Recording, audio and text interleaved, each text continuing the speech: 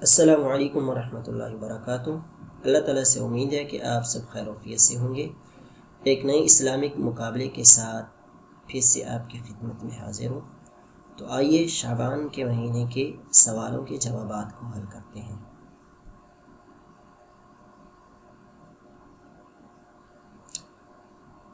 بسم اللہ الرحمن الرحیم، نحمدہ ونصلی علی رسولہ الکریم۔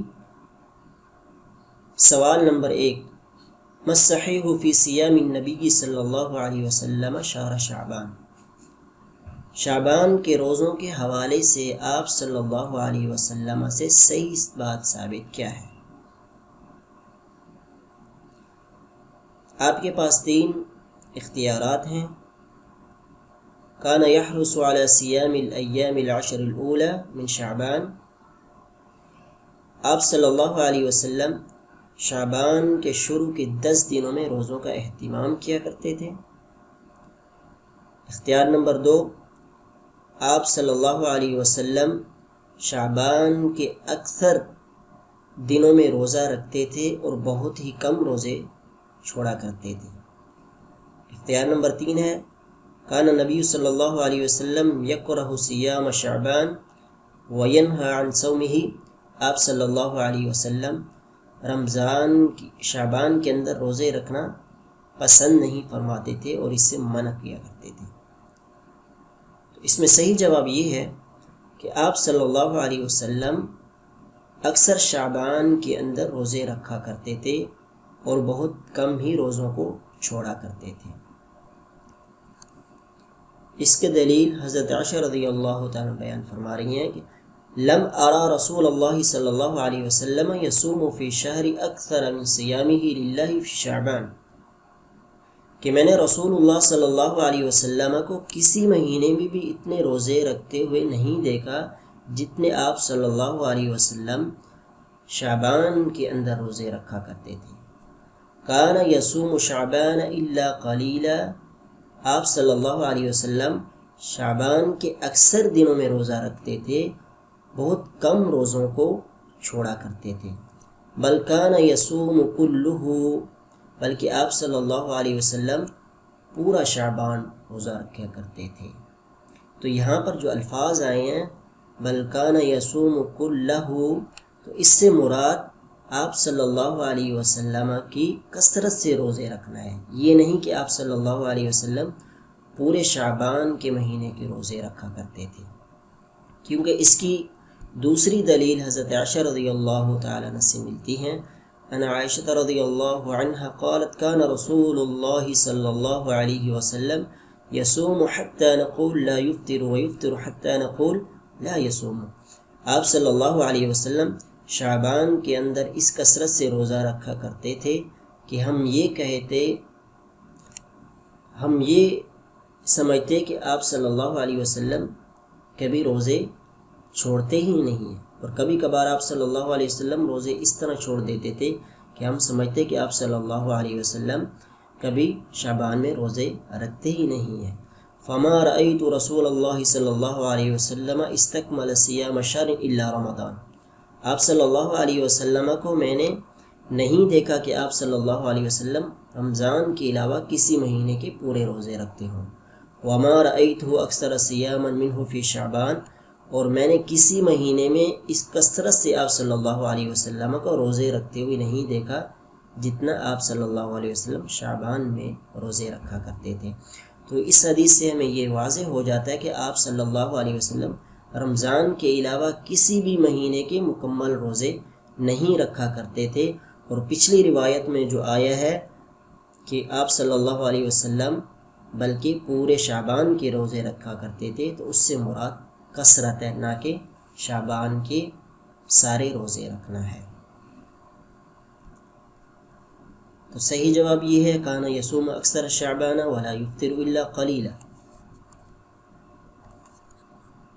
اور آپ صلی اللہ علیہ وسلم نے اس روزے رکھنے کی وجہ بھی بیان فرما دی۔ آپ صلی اللہ علیہ وسلم فرمایا کہ اکثر لوگ شعبان کے مہینے کے اندر غافل ہو جاتے ہیں، اور اللہ تبارک و تعالیٰ کی طرف شعبان کے اندر اعمال کو پہنچایا جاتا ہے، اللہ کی طرف اعمال کو لے جایا جاتا ہے، تو میں اس بات کو پسند کرتا ہوں کہ جب اللہ تبارک و تعالیٰ کے میرے اعمال پیش ہوں تو ان کے اندر روزے والا عمل بھی شامل ہو۔ تو ہمیں شعبان کے اندر آپ صلی اللہ علیہ وسلم کی سیرت کو اور سنت کو اپناتے ہوئے روزے رکھنے چاہیے۔ سوال نمبر 2 ہے، یقول اللہ تعالی فی سورۃ یوسف قال تزرعون 7 سنین دأبا ما معنی دأبا؟ یوسف علیہ السلام جب خواب کو بیان فرما رہے تھے تو اللہ تبارک و تعالی قرآن مجید میں ارشاد فرماتے ہیں کہ یوسف علیہ السلام نے کہا قال تزرعون 7 سنین دأبا، کہ تم اپنی عادت کے مطابق، اپنی روایت کے مطابق فصل کو کاٹو اور اپنی زراعت کرو۔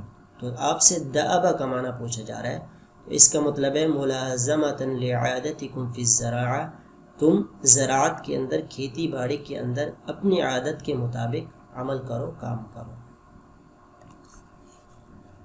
اگر مزید اس حوالے سے آپ تفصیلاً پڑھنا چاہتے ہیں اس قصے کے حوالے سے، تو آپ سورۃ یوسف کا مطالعہ کر سکتے ہیں تفسیر کے ساتھ۔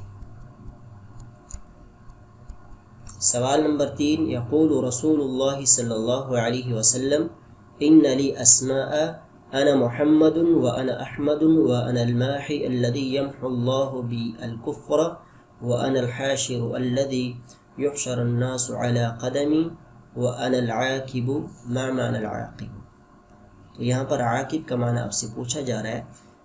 آپ صلی اللہ علیہ وسلم فرمایا کہ میرے نام ہیں، اور ایک حدیث میں آتا ہے ان لی 5 اسماء، میرے 5 نام ہیں، میں محمد ہوں، میں احمد ہوں، اور میں ماحی ہوں، الذی یمحو اللہ بہ الکفر، میرے ذریعے اللہ تبارک و تعالی کفر کو مٹا دیں گے۔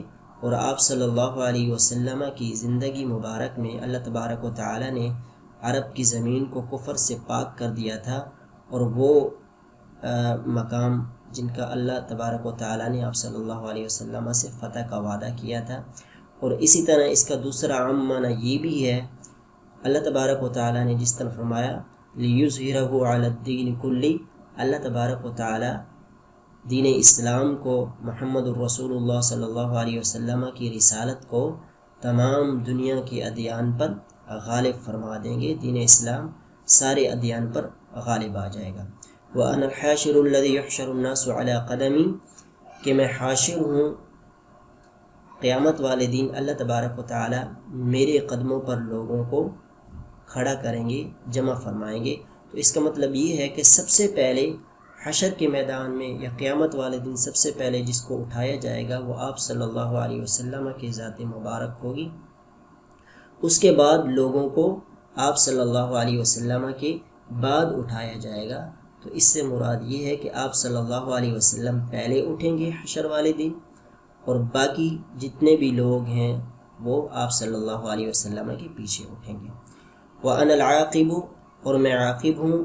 تو عاقب کا معنی آپ سے پوچھا گیا تھا، 3 اختیارات ہیں، لیکن اس کا صحیح جواب یہ ہے الذی لا نبی بعدہ لأنہ صلی اللہ علیہ وسلم جاء عقب الانبیاء فکان خاتمہ۔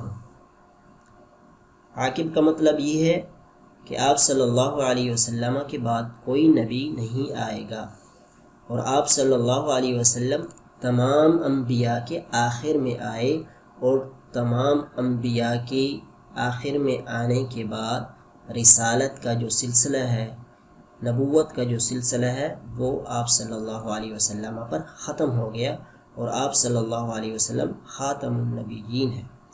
تو اس حدیث سے ہمیں عقیدہ ختم نبوت کا ثبوت مل رہا ہے کہ آپ صلی اللہ علیہ وسلم ہی آخری نبی ہیں، اور آپ صلی اللہ علیہ وسلم کے بعد کوئی نبی نہیں آئے گا۔ اور جو شخص اس عقیدے کا منکر ہے، یقیناً وہ شخص قرآن اور حدیث کی مخالفت کرتا ہے اور اسلام سے خارج ہو جاتا ہے۔ سوال نمبر 4 ہے، متى يكون يوم الشک وما حکم صیامہ؟ یوم الشک کیا ہے اور اس کے روزے کا کیا حکم ہے؟ آپ کے پاس 3 اختیارات ہیں۔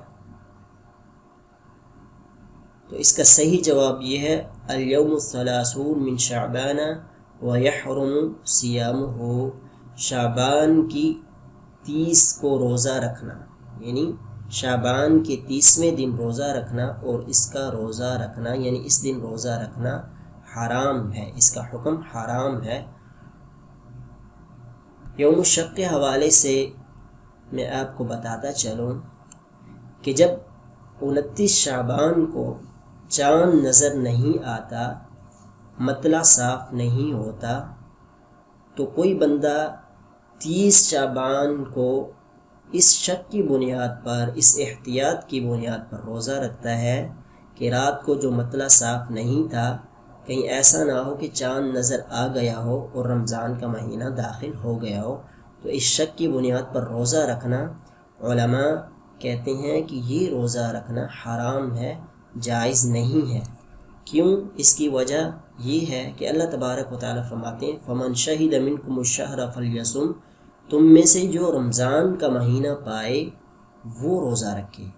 حالانکہ چاند نظر نہیں آیا، رمضان کا مہینہ داخل نہیں ہوا، تو احتیاطاً یا شک کی بنیاد پر روزہ رکھنا یہ اللہ تبارک و تعالیٰ کے حکم کے خلاف ہے۔ اسی طرح آپ صلی اللہ علیہ وسلم نے فرمایا، بخاری اور مسلم کی حدیث ہے، لا تقدموا رمضان بصوم يوم ولا يومين الا رجل كان يصوم صوما فليصمه۔ آپ صلی اللہ علیہ وسلم فرمایا کہ تم میں سے کوئی بھی رمضان سے پہلے 1 دن یا 2 دن پہلے روزہ نہ رکھے، الا کہ وہ شخص جو پہلے روزہ رکھتا ہوا آ رہا ہے، یعنی جس کی عادت ہے۔ جس طرح نفلی روزوں میں سے ایک یہ بھی ہے کہ کوئی بندہ پورا سال یا اس کی عادت ہے کہ وہ 1 دن روزہ رکھتا ہے اور 1 دن روزہ چھوڑتا ہے۔ یہ نفلی روزوں میں سے افضل روزہ ہے کہ جو بندہ سالہ سال 1 دن روزہ رکھتا ہے اور 1 دن افطار کرتا ہے، اور اسی طرح وہ شخص جو پیر اور جمعرات کا روزہ رکھتا ہے، اس کی عادت ہے، اگر وہ شخص رمضان سے 1-2 دن پہلے روزہ رکھتا ہے، یعنی کہ پیر اور جمعرات کا دن آ جاتا ہے رمضان سے 1-2 دن پہلے، تو اس کے لیے کوئی قباحت نہیں ہے۔ لیکن جو بندہ شک کی بنیاد پر احتیاطاً رکھتا ہے تو اس کے لیے یہ روزہ رکھنا حرام ہے۔ آپ صلی اللہ علیہ وسلم نے فرمایا الشہر 29 لیلہ فلا تصوموا حتی تروہ فإن غم علیکم فأکملوا العدۃ 30۔ آپ صلی اللہ علیہ وسلم نے فرمایا کہ مہینہ 29 راتوں کا ہوتا ہے، فلا تصوموا حتی تروہ، تو تم روزہ نہیں رکھو حتیٰ کہ تم چاند کو دیکھ لو، فإن غم علیکم فأکملوا العدۃ 30، اگر تمہارے اوپر مطلع صاف نہ ہو، چاند نظر نہ آئے، بادلوں کی وجہ سے، دھند کی وجہ سے یا کسی بھی وجہ سے مطلع صاف نہ ہو، تو تم شعبان کی 30 تعداد کو پورا کرو، اور یہ بخاری اور مسلم کے اندر حدیث موجود ہے۔ تو اس حدیث سے ہمیں یہ معلوم ہو گیا کہ اسلامک مہینہ جو ہوتا ہے وہ 29 اور 30 کا ہوتا ہے۔ حدیث میں 29 راتوں کا ذکر آیا کیونکہ غالباً مہینہ 29 کا ہوتا ہے، لیکن 30 کا بھی ہوتا ہے۔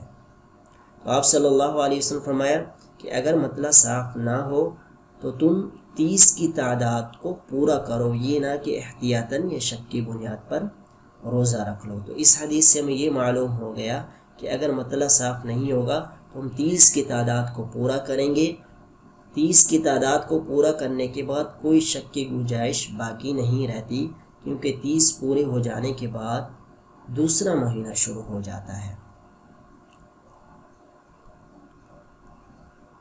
تو یوم الثلاثون من شعبان ویحرم صیامہ، یوم الشک یہ ہے کہ 30 شعبان کے دن روزہ رکھنا، اور اس کا حکم حرام ہے، یہ روزہ رکھنا جائز نہیں ہے۔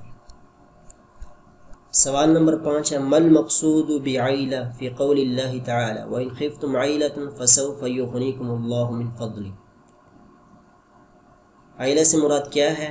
اور اللہ تبارک و تعالیٰ فرماتے ہیں وَإِنْ خِفْتُمْ عَیْلَةً، اگر تم عیلہ سے ڈرتے ہو، فَسَوْفَ يُغْنِيكُمُ اللَّهُ مِنْ فَضْلِهِ، اللہ تبارک و تعالیٰ تمہیں اپنے فضل سے غنی کر دے گا۔ تو اس سے مراد فقر ہے، غربت ہے۔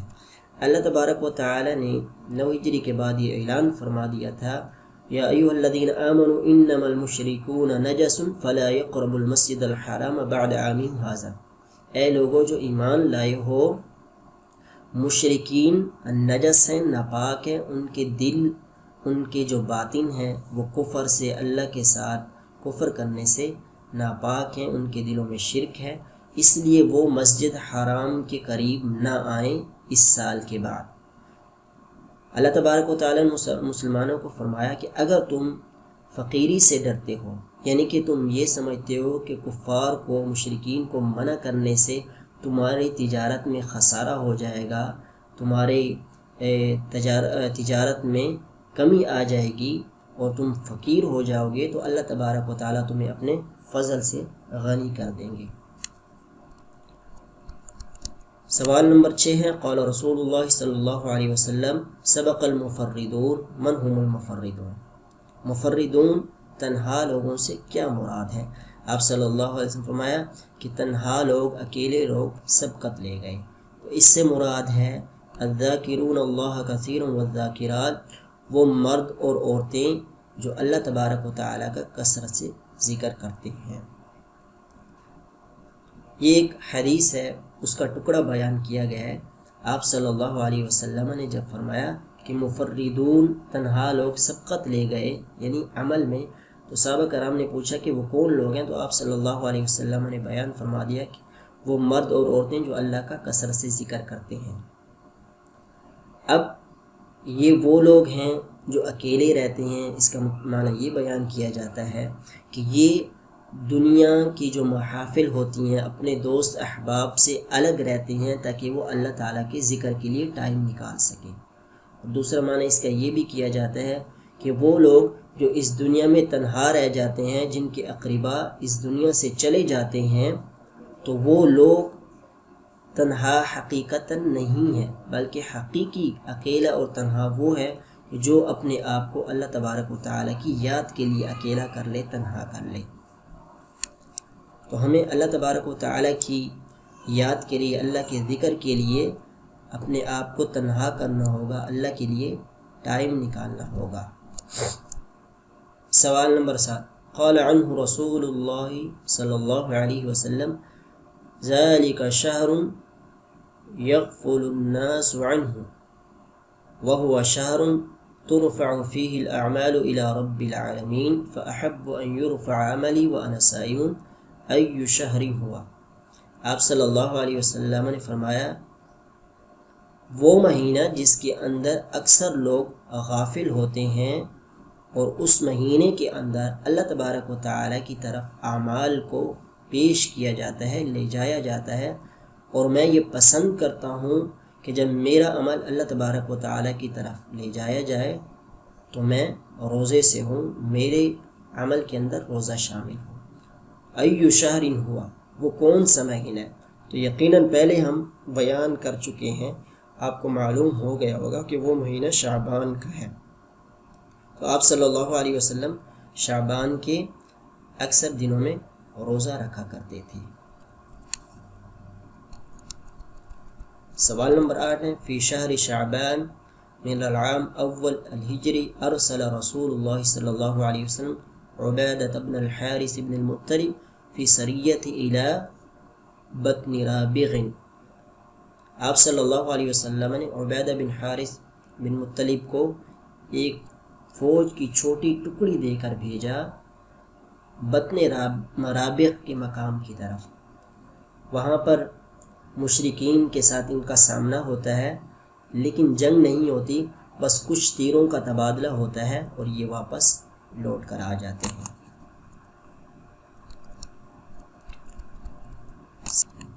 سوال نمبر 9، کانت غزوۃ بنی مستلق فی شہر شعبان من العام۔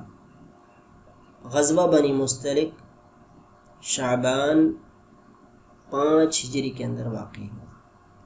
اس کا واقعہ کچھ یوں ہے کہ جب آپ صلی اللہ علیہ وسلم کو خبر پہنچی کہ قبیلہ بنی مستلق آپ صلی اللہ علیہ وسلم کے خلاف جنگ کی تیاری کر رہا ہے، آپ صلی اللہ علیہ وسلم نے اپنے اصحاب کو جمع کیا، جنگ کے لیے تیار کیا، اور آپ صلی اللہ علیہ وسلم جنگ کے لیے نکلے اور المریسی کے مقام پر آپ صلی اللہ علیہ وسلم جنگ کرتے ہیں، اللہ تبارک و تعالیٰ مسلمانوں کو فتح نصیب فرماتے ہیں، بہت ساری عورتیں، مرد اور بچے قیدی بن جاتے ہیں اور مسلمان بہت ساری مال غنیمت کو سمیٹتے ہیں۔ تو یہ غزوہ 5 ہجری کے اندر واقع ہوا۔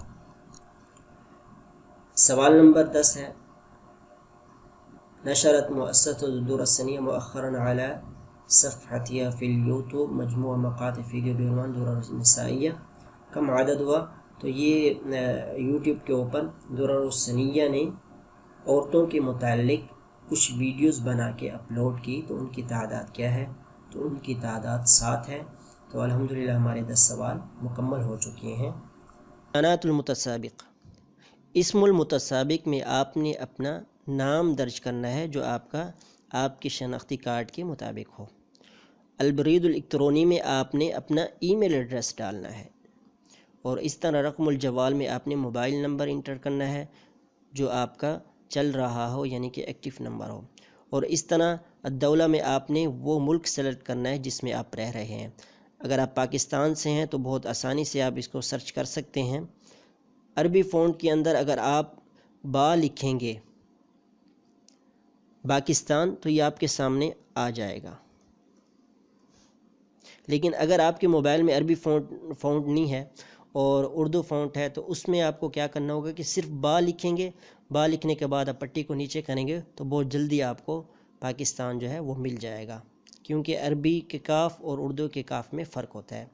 تو چلیے اب ارسال کرتے ہیں، ارسال کے بٹن پر کلک کریں، تم ارسال المشارکات۔ الحمدللہ آپ نے اس مہینے کے مقابلے میں شرکت کر لی ہے کامیابی کے ساتھ۔